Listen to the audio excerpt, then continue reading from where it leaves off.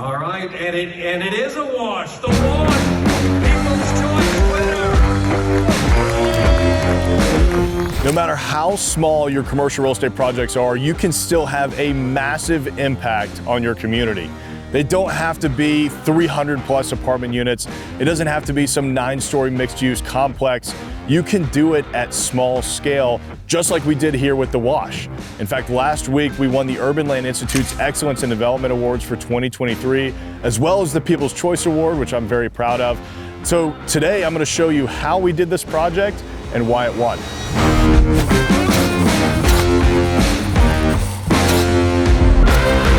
The Wash, I thought, was a really creative project. I mean, this is a site that sat vacant for almost 6 years before it was adaptive reused to this really creative food and beverage project. Such a wonderful example of small-scale adaptive reuse. So many of you might have been following along on this project since day one, which was back in 2020, because I've been sharing it on my Instagram and we've done a couple of YouTube videos on it as well. The idea came to me at the height of the pandemic when restaurant owners were calling my brokerage, the Cauble Group, asking for smaller commercial spaces, essentially retail-facing ghost kitchens, which wasn't really a term until we did this project, but they wanted no interior seating. They wanted to be able to focus on to-go and delivery service at a more affordable cost because that was still doing well despite the shutdowns. But for those of you that don't know, The Wash was an old 6-bay car wash that we converted into 5 micro restaurants and a bar. Now, as you can imagine, there were a lot of challenges working within an old existing structure. First of all, every bay was a different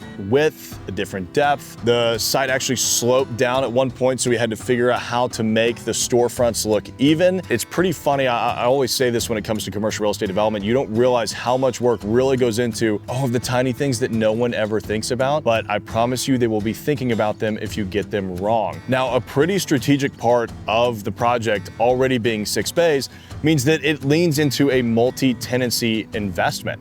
So we have 6 different leases with 6 different tenants in only 2,400 square feet.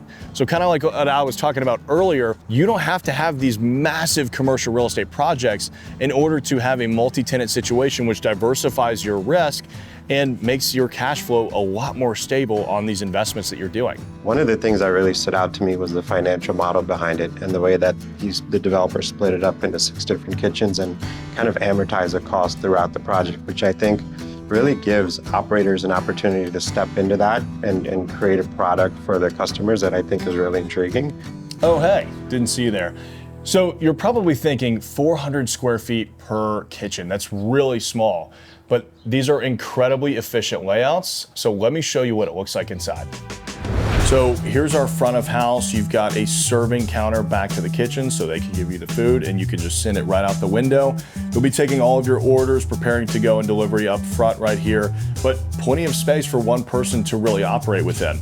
Now back here in the kitchen, 14-foot plus hood vents. It's been a little bit since I looked at the specs. I'd have to go back and check that, but more than long enough to have multiple fryers in here, an oven, whatever kind of cuisine you're working with can fit into this kitchen. Now you can see we've also got a prep side on this side of the kitchen, so you could have 2 to 3, sometimes even 4 people working in here, depending on how much volume of food you're really throwing out. Now, just behind the kitchen, you've got your dishwashing area and additional storage.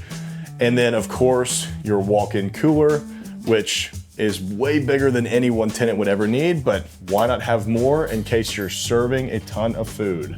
All right, dude, appreciate you. Thanks for letting us pop in and disturb you. When we first started working on the project, our initial thought was, hey, why don't we go grab all of those super cool restaurants, the big ones in Nashville, you probably know all the names, that don't have a presence in East Nashville and, create this for them. But the more that we thought about it, these 400 square foot suites, they're like the co-working of restaurant space. We figured, you know what, we've got a really unique opportunity on our hands to lease these to small business owners that may not otherwise have a chance. And the crazy thing is, when we did this project, the average tenant got open for only $30,000, less than a tenth of what it typically costs to open up a restaurant. So it just made so much sense to provide that in a neighborhood in which we live, work, and play that is so small business focused. So we were incredibly detail oriented when we worked on this project. which I feel like you really have to be if you want to have something that has a positive impact on the community. You can tell with the banquettes, the different seating arrangements, the fireplace, we really wanted to create a sense of community where you had multiple seating options, whether you were with one friend by yourself or had 8 friends, or even threw a birthday party here like I had mine last year, which was a lot of fun. But every detail matters to help create that. So now we're sitting in here at the bar Bay 6, which I own myself actually.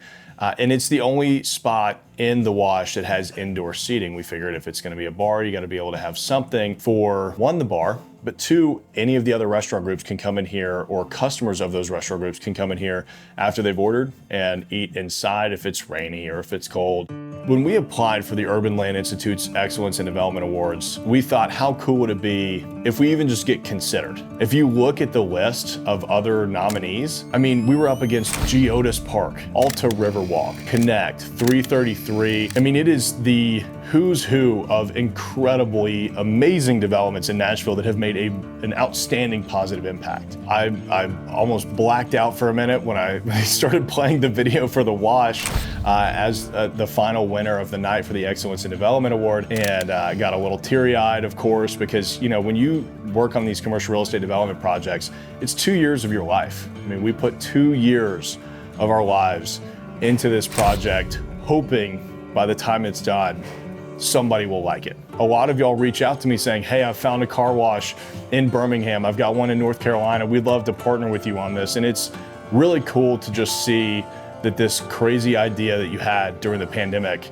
came to life and is growing way beyond your expectations for what that could be. So when you're looking at these commercial real estate projects and you have a community-oriented plan in mind, it doesn't have to be large scale. You can do it small. That being said, on this channel, we are showing you a lot of the behind the scenes of commercial real estate investing, development, how-to videos. So if you're liking this content, make sure to like this video and subscribe because we're coming out with more soon.